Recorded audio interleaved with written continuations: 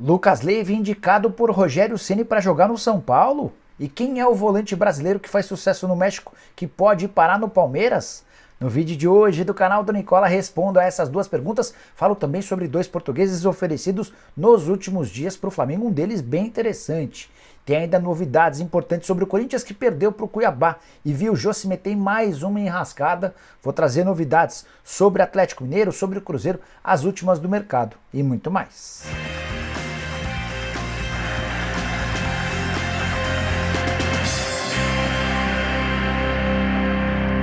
Fala aí pessoal, sou Jorge Nicola, bem-vindos a mais um vídeo do canal, bem bacana ter vocês por aqui. Antes de mais nada, só me apresentar, sou Jorge Nicola, jornalista esportivo, dono desse canal desde o fim do ano de 2018 e a missão por aqui é deixar você super bem informado sobre o futebol, mas também sobre as coisas do seu time do coração. Para não perder nada é simples, aperta o botãozinho vermelho de inscreva-se e ativa as notificações, beleza? Bora contar que todo esse conteúdo é um oferecimento de Brasino 777, casa de apostas esportivas que oferece o melhor bônus do mercado nessa quarta-feira. 6 jogos do Campeonato Brasileiro, 2 deles com cotações espetaculares.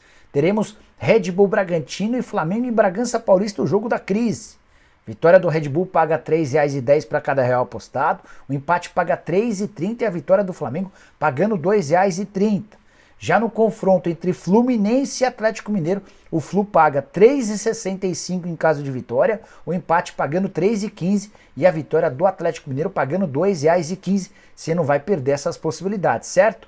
Bom, para resolver esse problema agora mesmo é simples, pega o link que eu vou deixar no comentário fixo, já faz seu cadastro na Brasino 777 e começa a apostar com o melhor bônus do mercado. Bora começar o vídeo com o tradicional giro de notícias e a primeira informação é sobre a minha portuguesa, a Estrela Galícia, cerveja espanhola, é uma das candidatas a comprar a Portuguesa. Lusa negocia nesse momento com 3 grupos de investimento internacionais. Uma delas é justamente a Estrela Galícia, que já é patrocinadora da Portuguesa. Recentemente contei para vocês que a Estrela Galícia estava adquirindo a Ferroviária, mas no final das contas, quem vai comprar as ações de Saul Klein é um dos investidores da Estrela Galícia. Mudando de assunto, quero falar a respeito de Wesley, atacante do Palmeiras, que teve nessa terça-feira o anúncio da renovação do contrato. O vínculo terminaria em dezembro de 2024 e foi estendido por mais um ano. Além disso, o Palmeiras garantiu um aumento salarial ao jogador e, por consequência, um aumento da multa rescisória no Brasil e no exterior. Wesley, que foi pretendido pelo Grupo City e pelo Seattle Sounders nas últimas janelas. Seguindo com o giro de notícias, contar que o presidente do Ceará me garantiu que Luan, jogador do Corinthians, não interessa ao vovô. Essa pergunta foi feita durante a live dessa terça-feira, repassei para o dirigente do Ceará e ele assegurou que nunca foi discutida a possibilidade da contratação do Luan. Para completar, falar que os uniformes do Náutico para o confronto contra o Vasco chegaram super atrasados. Situação dantesca no jogo da Série B na noite dessa terça-feira. Jogadores do Vasco perfilados dentro do campo, já no estádio do Arruda, para a execução do hino nacional. E cadê os jogadores do Náutico? Estavam esperando que os uniformes chegassem e eles chegaram com a ajuda de um motoboy. Enfim, caos, confusão total num jogo que marcou a vitória do Vasco por 3-2 fora de casa. 2 golaços marcados por atletas das categorias de base do Vasco. O Figueiredo e o Andrei Santos marcaram, ajudando nessa vitória por 3-2, que colocou o Vasco na segunda colocação isolada da Série B. O Vasco hoje tem 21 pontos contra 25 do Cruzeiro. É bem verdade que o Cruzeiro tem um jogo a menos. Quem também se deu bem na Série B nessa terça-feira foi o Grêmio. Vitória por 2-0 contra o Novo Horizontino em casa. Os gols do Diego Souza e do Janderson. Com o resultado, o Grêmio não voltou para o G4, mas ficou bem perto. Tem nesse momento 17 pontos na 5ª colocação, 1 ponto atrás do Sport, que é o último do G4. Bora falar sobre o Cruzeiro e a possibilidade de Pedrinho BH presentear a Raposa com um grande reforço, o famoso camisa 10 de Pará Aeroporto. Essa talvez seja a pergunta que mais me fazem quando o assunto é Cruzeiro. O Pedro Martins, diretor executivo de futebol do Cruzeiro, participou de uma live com o Samuel Venâncio na noite dessa terça-feira e assegurou que não existe a menor possibilidade de o Cruzeiro contratar um jogador de muito nome. Eu tenho afirmado todo santo dia isso para vocês. Vamos ver se agora, com o dirigente do Cruzeiro falando, vocês acreditam. Di Maria, Everton Ribeiro, entre outros, estão completamente descartados. O Pedro tratou esse assunto da seguinte maneira, abre aspas: por exigência do Ronaldo, eu durmo e acordo com o orçamento do clube. Hoje o Cruzeiro não tem condição de trazer esse tipo de jogador. O clube precisa melhorar a estrutura, a base, o time feminino. Esse cenário de contratações pesadas não existe, fecha aspas. Na entrevista, o Pedro também falou sobre uma série de outros assuntos, como, por exemplo, a prioridade de ter um elenco enxuto, muito jovem e que entenda essa maneira de jogar do Paulo Pesolano, de muita intensidade e entrega e de atletas que podem jogar em mais de uma posição. Pedro afirmou que, de fato, o Cruzeiro está em busca de reforços para 18 de julho, mas não devem ser jogadores extremamente caros. Para completar, ele fala o seguinte, abre aspas, não tem nada fechado sobre contratações. Se acontecer alguma coisa, é só quando a janela abrir. O Cruzeiro não quer contratar alguém e ficar pagando salários para só poder inscrever esse jogador a partir de 18 de julho. Última coisa importante, salários absolutamente em dia.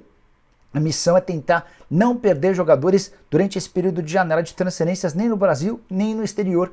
Ele falou também que a disputa com o Vitor Roque, com o Atlético Paranaense, já está na justiça. O Cruzeiro vai tentar ser reembolsado por um valor superior aos 24 milhões de reais pagos pelo Furacão.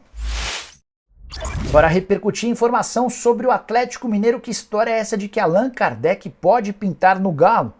Que o Atlético busca reforços, isso não é novidade, embora os dirigentes atleticanos assegurem que a prioridade não é contratação de jogadores. Recentemente vocês me perguntaram se o Fábio, centroavante que chegou nessa temporada, pode parar no México. Conversei com um dirigente do Atlético e ele afirmou que até esse momento não houve nenhuma consulta, mas não descarta a possibilidade de o Fábio ser vendido, especialmente diante de uma oferta dos Estados Unidos ou do México. A passagem do Fábio pelos States foi bastante bacana.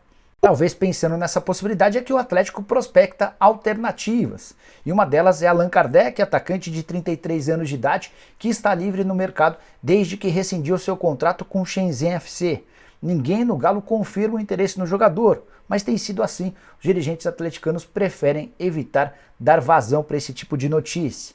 Centroavante que caberia muito bem, ótimo de grupo, já veterano é verdade, mas com boa condição física, um cara muito profissional, muito comprometido, acho que ajudaria bastante. Antes de mudar de assunto, só contar que o Kardec também interessa a outros clubes brasileiros. Um dos mais interessados é o Vasco, que com a ajuda da 777 está tentando prospectar o retorno de um jogador revelado em São Januário. Clubes paulistas já sondaram a situação do Kardec. A gente deve ter uma definição um pouquinho mais perto da janela de transferências. O mesmo raciocínio vale em relação ao Cruzeiro. Não há por que antecipar a contratação de um jogador desse, sabendo que você vai gastar um dinheirão, algo na casa de 800, 900, talvez até R$1 milhão por mês, para um atleta que você só vai poder colocar em campo a partir de 18 de julho. Bora falar sobre o Corinthians e sobre Jô, terça-feira, para deixar o torcedor corintiano de cabeça quente. Dentro de campo, derrota por 1-0 para o Cuiabá, que ainda não havia vencido como mandante no atual Campeonato Brasileiro. O Corinthians também viu dessa maneira cair uma sequência de 11 jogos sem derrota, abrindo dessa maneira a possibilidade para a perda da liderança do Campeonato Nacional. O Corinthians estacionou nos 18 pontos, o Atlético Mineiro e o Palmeiras, que tem 16, podem ultrapassar o Timão na rodada de meio de semana. Não são jogos fáceis, o Palmeiras recebe o Botafogo, o Atlético visita o Fluminense. Sobre o jogo, o Vitor Pereira mandou muito mal, escalando um time bem alternativo na etapa inicial, saiu perdendo no placar, fez 4 mudanças no intervalo, o Corinthians até melhorou, mas os caras que entraram também não foram muito bem. Afinal das contas, a derrota foi injusta e o Corinthians, que vinha nessa sequência de vários jogos sem perder, mas atuando mal, dessa vez atuou mal e voltou para casa sem os 3 pontos. Para piorar, Jô se meteu em mais uma confusão. Jô, que foi ausência pelo 3º jogo seguido, ele alega ter um problema no pé. Só que, durante a partida entre Corinthians e Cuiabá, o Jô foi filmado num bar em São Paulo. O cara que fez a filmagem mostrou o Jô tocando um instrumento de pagode e depois mostrou o telão. Na imagem do telão dava para ver o Roger Guedes sofrendo uma falta no segundo tempo. Os dirigentes do Corinthians já se manifestaram e prometeram uma conversa séria com o Jô sob o risco de multá-lo. Dá uma olhada na frase do Alessandro, que é o gerente de futebol, abre aspas. Vamos analisar o vídeo com calma e falar com o jogador. Se o contexto do vídeo for esse mesmo que chegou a nós, eu classifico como inaceitável. Não é algo correto, não é compatível com um atleta profissional, fecha aspas. Vitor Pereira também foi pelo mesmo caminho, preferiu não dar muitos detalhes, quer entender um pouquinho melhor da história. Jô que havia perdido peso, recuperado a condição e passado a jogar bem até essa contusão e mais uma mancada. Queria, antes de mudar de assunto, saber a sua opinião, o que dá para fazer com o Jô? Ele ainda merece mais oportunidades? Pode ser titular? Merece tomar uma multa? Use o espaço para comentários e diz o que você pensa.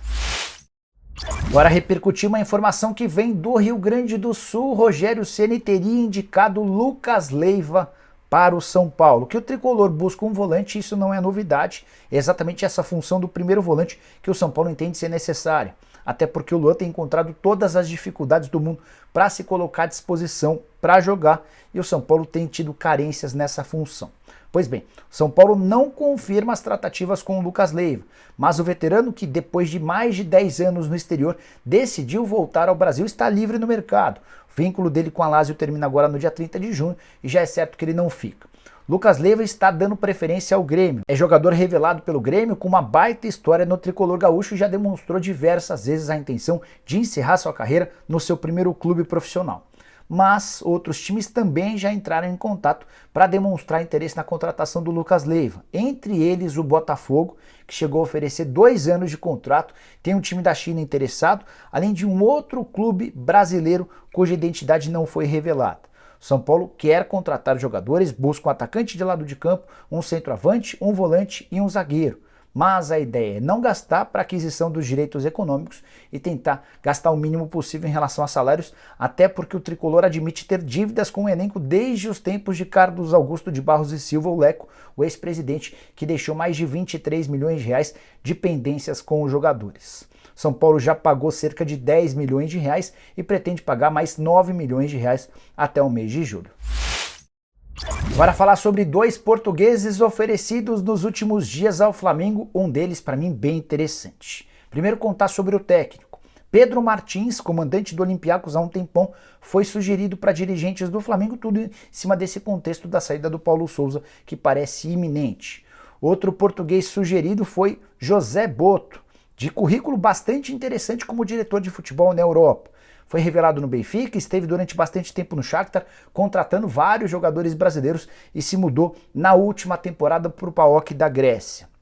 Ele chegaria para ser diretor executivo de futebol numa função que não tem dono. O Bruno Spindel hoje é uma espécie de negociador do Flamengo, enquanto o Marcos Braz é o vice-presidente de futebol, um cargo institucional. Gosto demais do Zé Boto. Cara que revolucionou o Shakhtar Donetsk, tem uma visão profissional ao extremo do futebol, certamente ajudaria bastante o Flamengo num processo de profissionalização. Resta saber se o Flamengo vai ter bala para contratá-lo e se o Boto vai topar trocar a Europa pelo futebol brasileiro, diante de todas as diferenças e problemas que a gente convive por aqui. Sobre o Pedro Martins, técnico extremamente vencedor no futebol grego, ele é tricampeão nacional, também ganhou uma Copa da Grécia, já havia trabalhado no Marítimo, no Rio Ave e no Vitória de Guimarães. O nome dele foi sugerido por um empresário brasileiro, mas não houve avanço nas tratativas. Dá para dizer que não foi um nome que causou extrema comoção entre os dirigentes rubro-negros. E a estratégia do Fla é demitir o Paulo Souza depois que tiver a certeza em relação a seu substituto, até porque o Flamengo hoje não tem nenhum técnico interino para colocar para substituir o Paulo Souza. O único que tem o certificado para se sentar no banco de reservas é o técnico Mário Jorge, que acabou de ser promovido do Sub-17 ao Sub-20, a interpretação dos dirigentes do Fla, e que ele é muito novo para ocupar esse cargo ainda de forma interina à frente do time principal.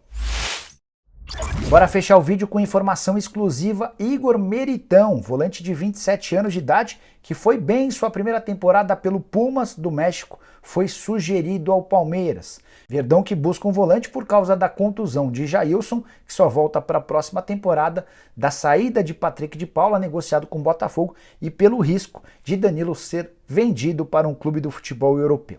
Bora falar um pouquinho sobre o Igor Meritão, jogador revelado no interior paulista com passagens por Botafogo de Ribeirão Preto, Olímpia, 15 de Jaú, Monte Azul, esteve também no Paraná antes de se fixar na Ferroviária. Fez um bom campeonato paulista da temporada passada e acabou indo por empréstimo para o Pumas. Pumas que inclusive chegou à final da Champions da CONCACAF, a espécie de Libertadores da América do Norte e Central. Foi bem por lá, foram 45 jogos, 2 gols e 2 assistências, mais de 2.900 minutos em campo.